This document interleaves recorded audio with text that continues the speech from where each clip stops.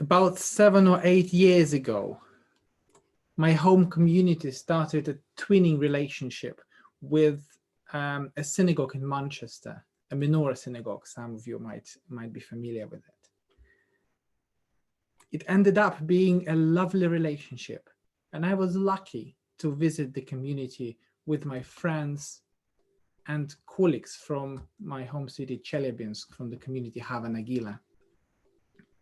It was there when I decided to become a rabbi. And it was there when I heard the first joke about the Soviet Union from a person who has no direct connection with the Soviet Union. A person is applying for permission to leave the Soviet Union. Back then, you had to apply for permission to leave, not just to enter other countries. A civil servant is sitting in front of this person and asking him, well, do you like the education you received? Well, I can't complain. Do you like our medicine? I can't complain. Do you like our social care system? I can't complain. So if you say that you can't complain about everything, so why would you like to leave? Well, I can't complain. I remember this joke as a reminder that people can be connected, even though there is a gap in their cultural upbringing, and however far away we can be from each other. 1979, Moscow. A teacher of mine applied for permission to leave the Soviet Union to Israel. This is the true story, by the way. He was refused. He became a refusnik, an English word refuse with a Russian ending nik. At that very moment, he lost his job. He was forced to quit the university, and he was practically left without any hope for a prosperous future. Year 1986, Chelyabinsk, my home city. My dad had to wake up at 4 a.m. every day in order to get into a queue to buy some milk. There were vouchers given to each citizen so that everybody could buy only 1 gallon of milk per person. But even with these restrictions, there was not enough sometimes of food for everybody, for example, milk. Any Russian Jew has endless number of stories like this. Some of them refer to Jewish history, to Jewish story, because they were Jews, but some of them to Soviet story, because they were Soviet citizens. When you combine these two, you may begin to understand the Russian Jewish soul. Both my parents and my teacher didn't know if it would become any better any soon. In fact, both my teacher and my parents lived with knowledge that it could get worse.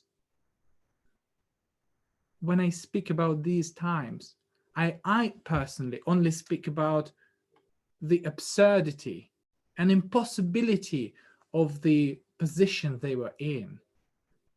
However, when they speak about these times, they remember not only bad things, but also some happy moments in their lives. Life happened even behind the iron wall. People still laughed, even though sometimes you could be arrested for telling a wrong joke to a wrong person. People had friends, even though you could be sent to Gulag for speaking to a wrong person at the wrong time. People still helped each other, even though they themselves often needed help.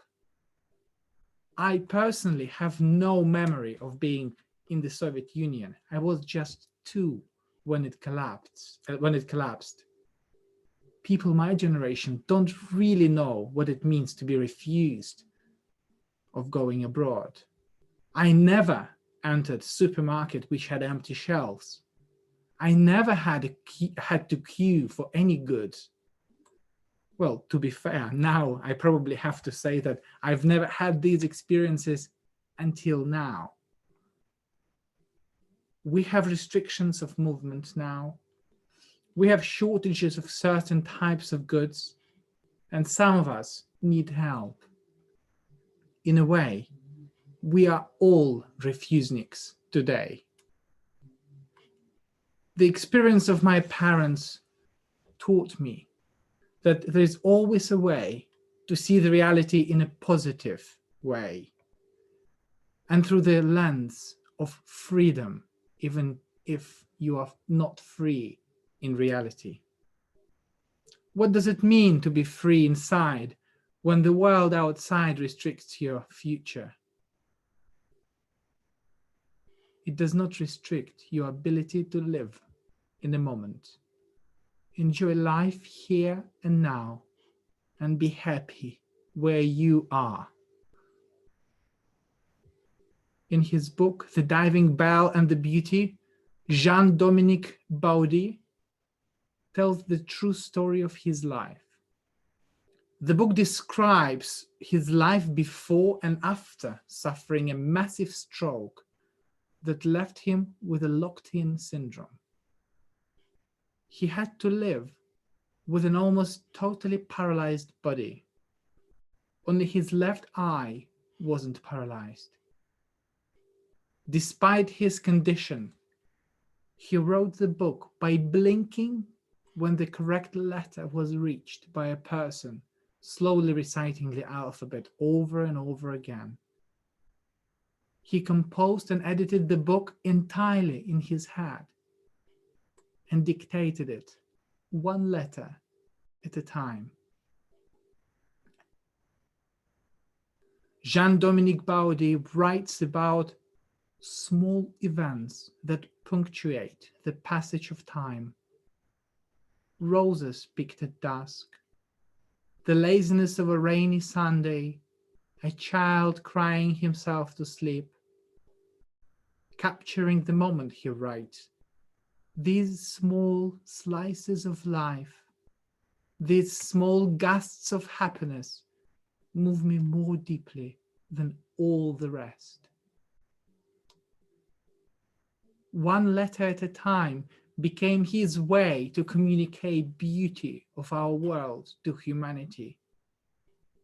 One letter gave Jean-Dominique meaning in life and hope in humanity. This week's Torah portion begins with an unusual word, which has a small aleph in it. I'm going to show you how it looks. Here, you can see that the word is written in a normal script, but aleph is tiny, is small. This word is Vayikra, but the letter aleph, as you can see, is written in a very small script, as if it's been added later, as if the scribe forgot to add it in and inserted it later. All Torah scrolls have it now. It became a tradition. This small aleph became a subject for discussions for many rabbis, for many generations. Why is it left small? There should be a reason rather than a scribal mistake. Yaakov ben Asher, also known as Baal HaTurim, writes, the aleph of Vayikra is small because Moses initially wanted to write Vayikar, which means and it happened. As it is said of Bil'am, the prophet, the non-Jewish prophet, as if God had only happened upon him accidentally. But God told Moses to write an aleph. so that the word would be Vayikra, and he called upon him. So he added it small.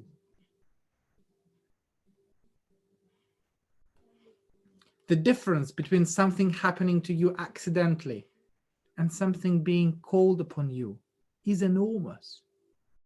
When something happens to you, you become a passive spectator. When something is called upon you, it is you who chooses how to act. And the difference between two is small, almost invisible, like a small aleph. If we happen to be people deprived of future for some time now, it doesn't mean the life isn't happening. It is a genuinely difficult time for all of us, but we can and probably should support one another. We can choose to be called upon, act as if God's word, as if it is a God's word, which asks you to insert your little contribution to make this world a better place. Some of us might be losing our future plans. Some of us might not be able to be at an important personal event for our loved one, such as a wedding, bar or bat mitzvah, funeral. In fact, one bar mitzvah was scheduled today. And I hope, Leo, you are watching this service and imagining yourself being here in my place and giving your dvar and reading the Torah. Some of us might be feeling especially lonely, or the opposite, too busy.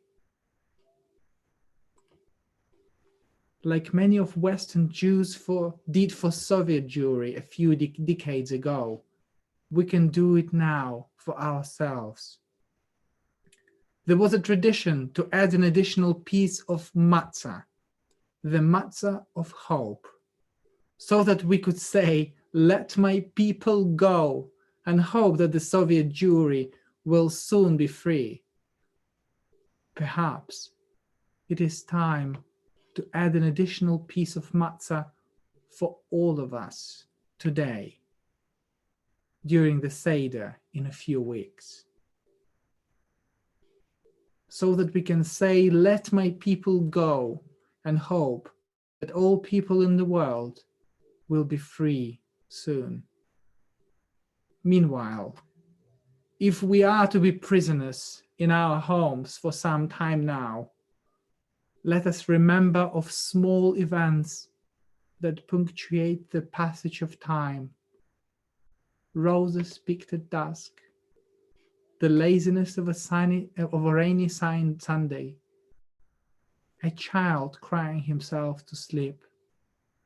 Let us say L'chaim, to life, and celebrate our lives here and now. And let us say Shabbat Shalom.